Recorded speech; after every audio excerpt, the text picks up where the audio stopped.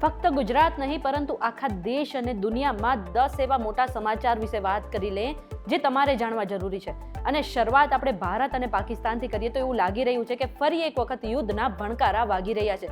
કારણ કે યુદ્ધ વિરામ છતાં પણ ભારતના 5 એવા સરહદી રાજ્યોમાં મોક ડ્રીલનું આયોજન કરવામાં આવ્યું છે. આવતીકાલે એટલે કે 29 મેના રોજ પાકિસ્તાનની સરહદ સાથે જોડાયેલા ગુજરાત, રાજસ્થાન, પંજાબ, હરિયાણા અને જમ્મુ કાશ્મીરમાં એક મહત્વપૂર્ણ મોક ડ્રીલનું આયોજન કરવામાં આવ્યું છે. અને આ મોક ડ્રીલ સાંજે 5 થી 8 વાગ્યા સુધી યોજવામાં આવી છે. આ કાર્યવાહી ઓપરેશન સિંદૂર પછી થઈ રહી છે, જેના કારણે કેટલાક વિસ્તારોમાં લોકોમાં થોડી ચિંતા જોવા મળી છે.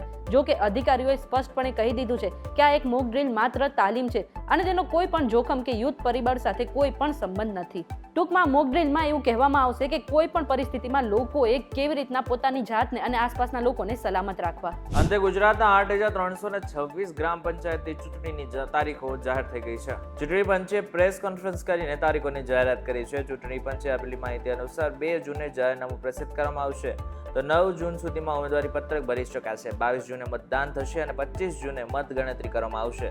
જ્યારે ઉમેદવારી ફોર્મ પરત ખેંચવાની છેલ્લી તારીખ 11 જૂન રહેશે.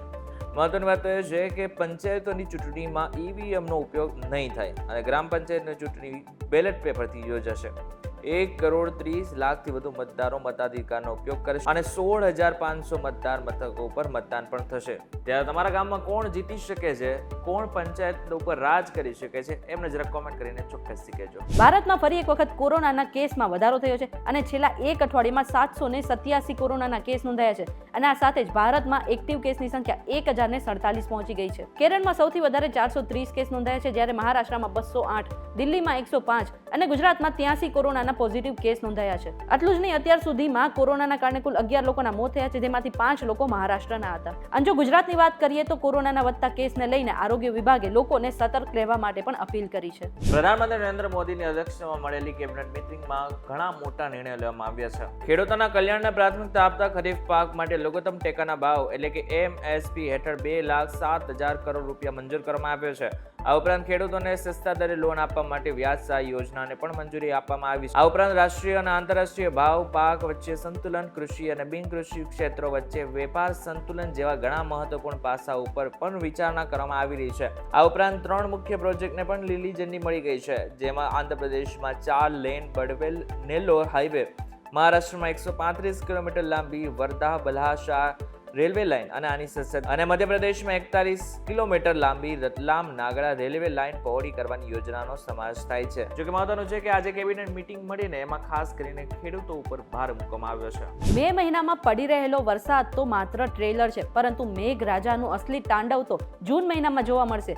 હવામાન વિભાગની આગાહી પ્રમાણે લોકો આવું કહી રહ્યા છે. આટલું જ નહીં, દેશમાં મુંબઈ સહિત અનેક શહેરોમાં ભારેથી અતિભારે વરસાદ પડવાનું શરૂ થઈ ગયું છે, જ્યારે કેટલાક વિસ્તારોમાં છૂટો છવાયો વરસાદ પડતા લોકોને બફારાથી પણ રાહત મળી છે. સાથે જાણીતું છે કે કેરળમાં 8 દિવસ પહેલા એટલે કે 24 મે ચોમાસું પહોંચી ગયું છે અને ચોમાસાની વહેલી એન્ટ્રી થતા 16 વર્ષનો રેકોર્ડ પણ તૂટી ગયો છે. અને હવામાન વિભાગે આ વર્ષે દેશમાં સરેરાશ 106% વરસાદ પડવાની સંભાવના પણ વ્યક્ત કરી છે. સાથે જ અત્યારે આ ચોમાસું મુંબઈ પહોંચી ગયું છે અને ટૂંક જ સમયમાં ગુજરાતમાં પણ પહોંચી શકે છે. આટલું જ નહીં, અત્યારે ગુજરાતમાં અનેક જગ્યા પર વરસાદ પડી રહ્યો છે અને આને જ કારણે દરિયામાં પણ કરંટ જોવા મળી રહ્યો છે. 2 દિવસ પહેલા જ્યારે દાહોદમાં પ્રધાનમંત્રી નરેન્દ્ર મોદી આવ્યા ત્યારે બચ્ચુ ખાબડ હાજર નહોતા અને ઘણી બધી ચર્ચાઓ થઈ, પરંતુ હવે જ્યારે ભૂપેન્દ્ર પટેલની કેબિનેટની મીટિંગ મળી છે તેમાં પણ બચ્ચુ ખાબડ હાજર નથી રહ્યા. આ સીધો સંકેત આપે છે કે બચ્ચુ ખાબડના જે દીકરા છે, જેમના ઉપર આરોપ લાગે છે કે એમને 71 કરોડનું કૌભાંડ કરેલું છે, એના જ હિસાબે હવે બચ્ચુ ખાબડને પણ ક્યાંક ને ક્યાંક મીટિંગો અને આની સાથે ભાજપમાંથી સાઇડલાઇન કરવામાં આવી રહ્યા છે. ત્યારે બચ્ચુ ખાબડને શા માટે થઈને ભાજપ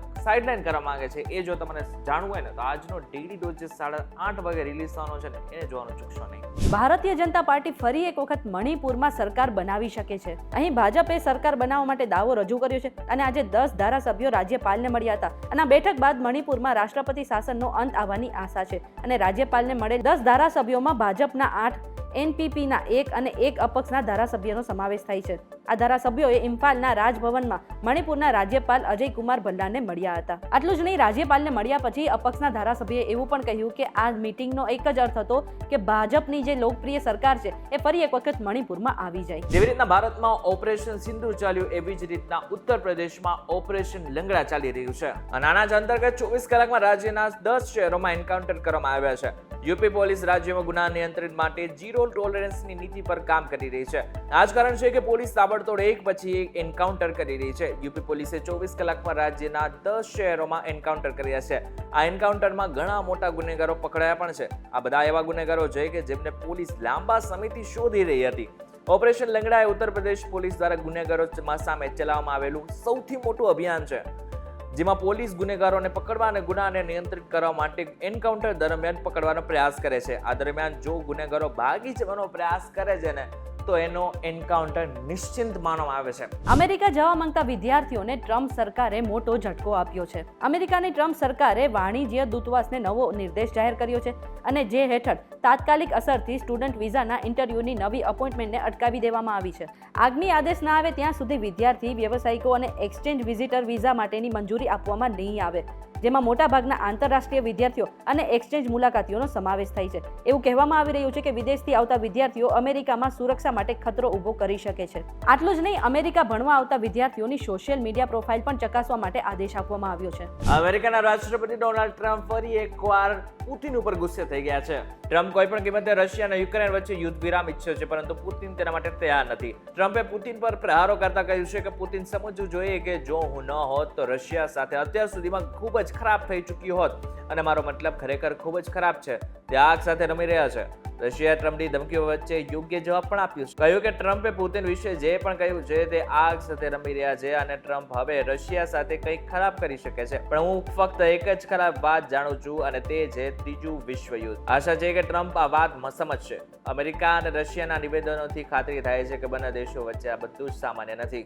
ત્યારે આગળના સમયમાં ત્રીજું યુદ્ધ થશે તો ચોક્કસથી લાખો લોકોના મૃત્યુ થવા નિશ્ચિત છે. ત્યારે આ બાબતને લઈને તમારું શું કહેવું છે અમને જરા કોમેન્ટ કરીને ચોક્કસથી કહેજો. વિડીયો થકી જો તમને કોઈ ઇન્ફોર્મેશન મળી હોય તો વિડીયો લાઈક અને શેર જરૂરથી કરજો. તો આવા જ ઇન્ફોર્મેટિવ વિડીયોઝ માટે વીટીવી ડિજિટલ સાથે જોડાયેલા રહેજો.